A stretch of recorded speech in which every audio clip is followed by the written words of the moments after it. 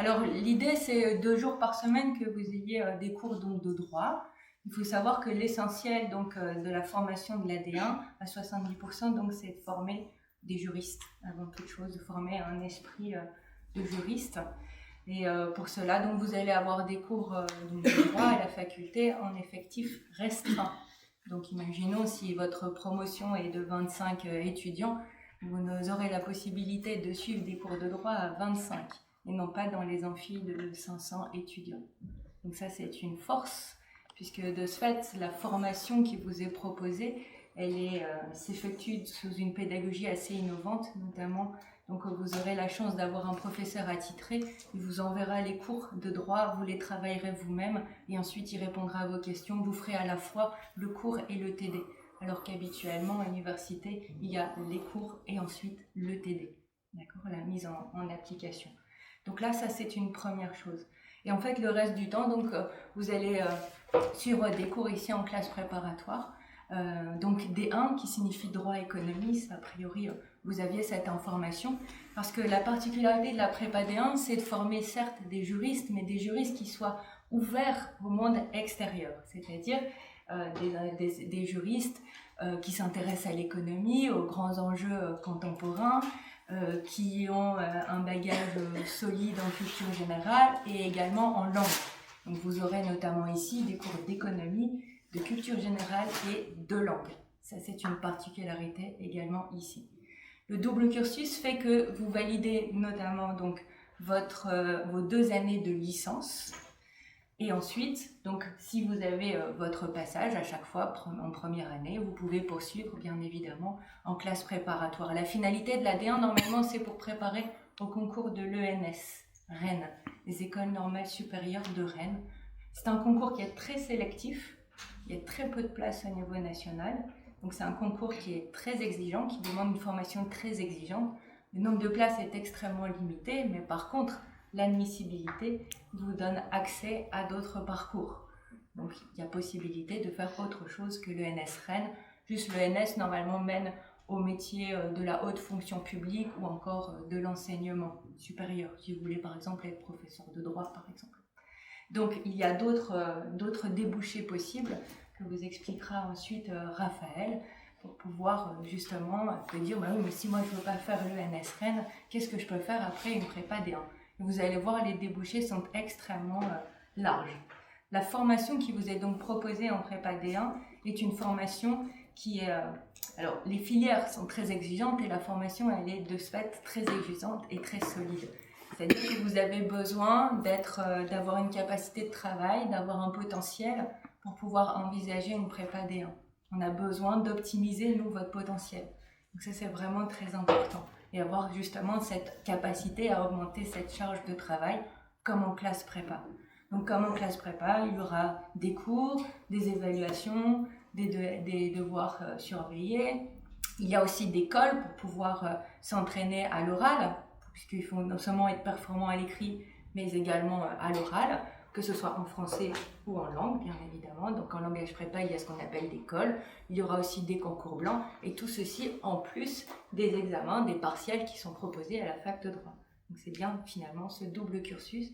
Et l'idée, c'est pas de dire je fais simplement de temps en temps je vais à la fac de droit ou de temps en temps je vais en prépa. Il y a véritablement un suivi et un encadrement qui va être mis en place.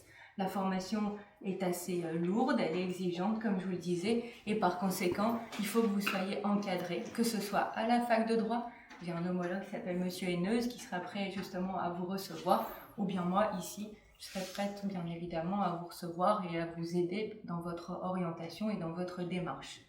Le but étant non pas de rester seul dans son coin, mais bien évidemment de travailler tous ensemble, y compris bien évidemment avec les autres étudiants.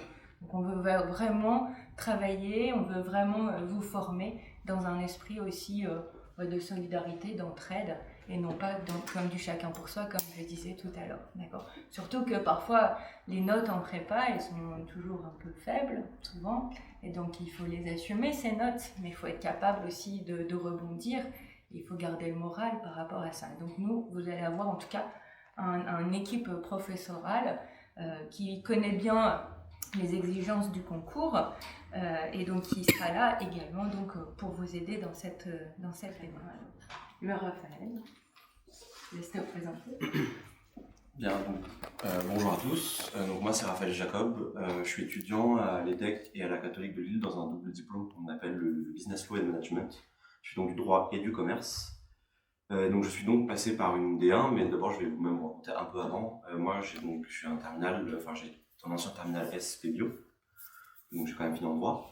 Je suis pas un littéraire, même si on m'avait dit à la base que je ne devrais pas faire prépa. Finalement j'ai décidé que j'en ferais une, et j'en ai fait une, ça s'est bien passé. J'ai fini donc en D1 à Bessières, à l'École nationale de commerce de Bessières, qui est une D1 parisienne.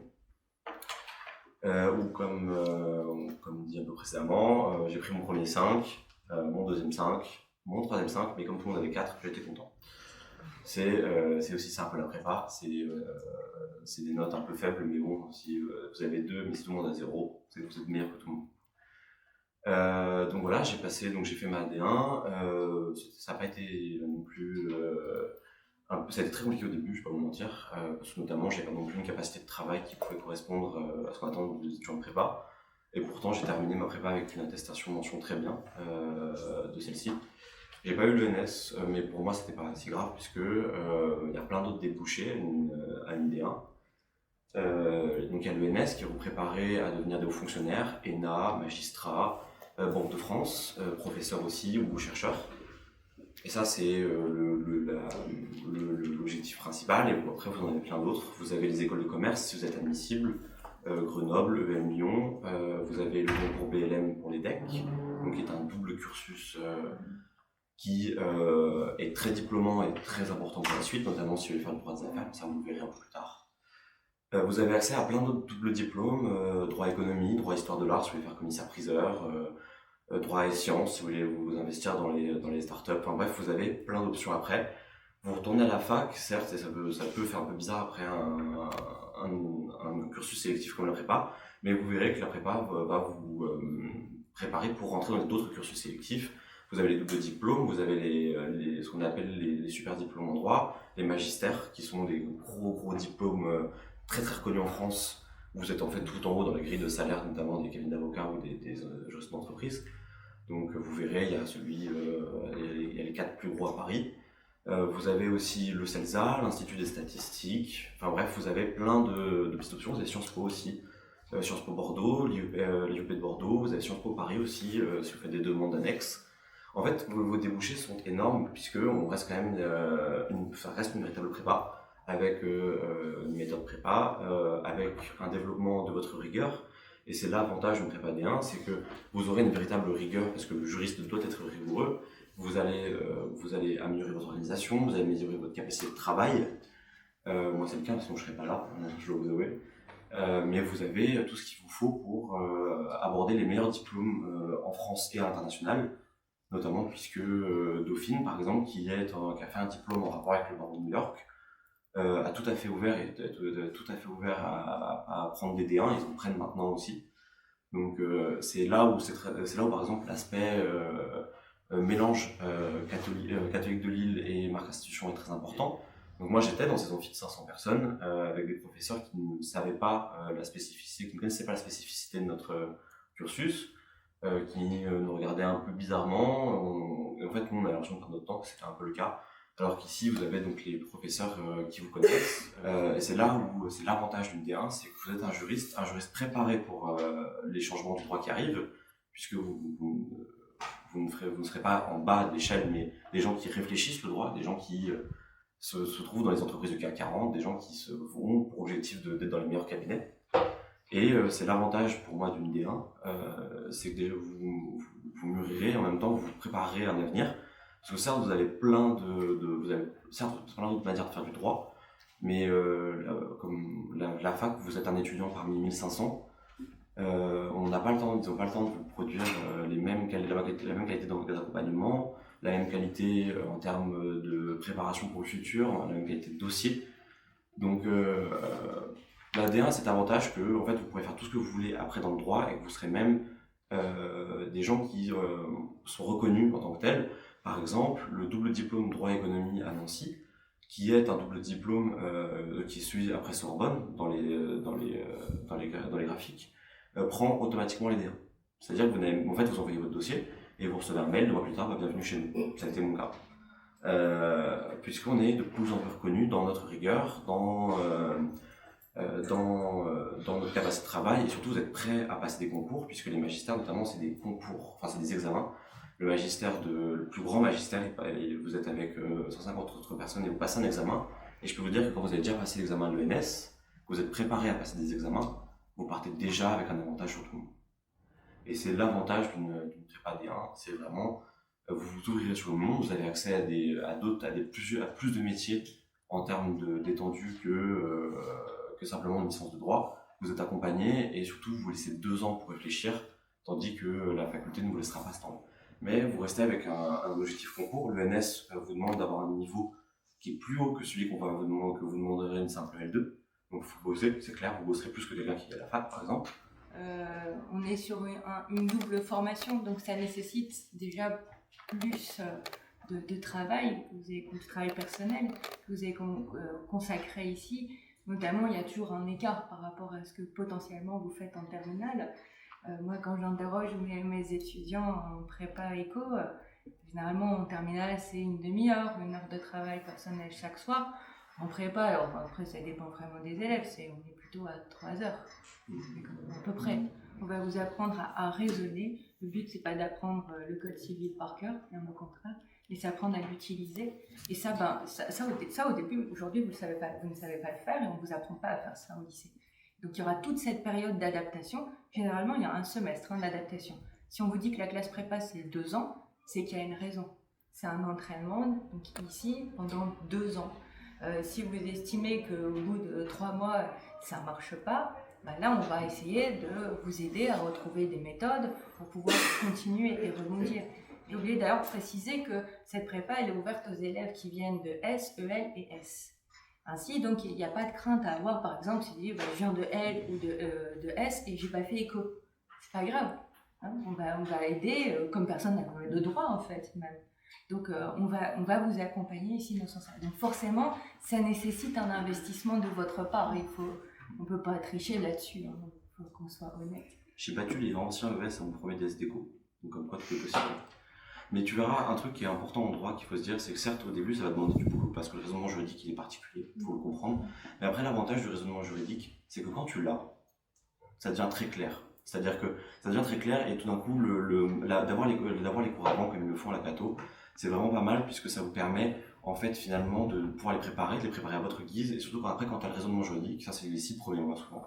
Après ça va tout seul et tu verras. Tu pourras très facilement développer ta propre méthode de travail, d'organisation, pour toujours te dégager du temps. La prépa D1, c'est cet avantage qui est là, c'est qu'elle vous économise du temps, et en plus, vous avez un niveau qui est bien supérieur, qui vous permet d'accéder à plein de choses. Donc, avoir une D1 pour faire le NS, si tu veux, c'est mon objectif, aura toujours un avantage qui est absolu. Parce que surtout, imaginons que finalement le NS c'est pas ton envie, en même temps, tu seras préparé à faire les concours, et tu pourras préparer tes concours pour faire des écoles de commerce si tu veux. Tu auras 1 an entier pour le faire, enfin tu auras 6 mois, 8 mois même je crois, 8 mois pour passer tes concours, ce qui est énorme parce qu'il va te laisser tout le temps de les réussir comme il le faut. Et là, après tu as de très belles options, il y a beaucoup de D1 qui se laissent en 3e année pour tenter les écoles de commerce, finissent dans le top 5. Moi, ce que j'ai fait en prépa, ce que vous avez ici, vous allez faire de l'économie, donc ce qu'on appelle de la microéconomie, c'est-à-dire de l'économie sur l'individu, de l'économie à l'échelle d'un État du monde. Et tu vas faire de la culture générale, avec aussi 2 langues, parce que les langues, moi c'était pas mon cas quand j'ai passé le concours, mais quand le concours a évolué l'année d'après, vous passez une langue à l'oral et une langue à l'écrit. Civil, oui, éco, culture G et les 2 langues. Et ensuite, il y a toutes les matières donc juridiques.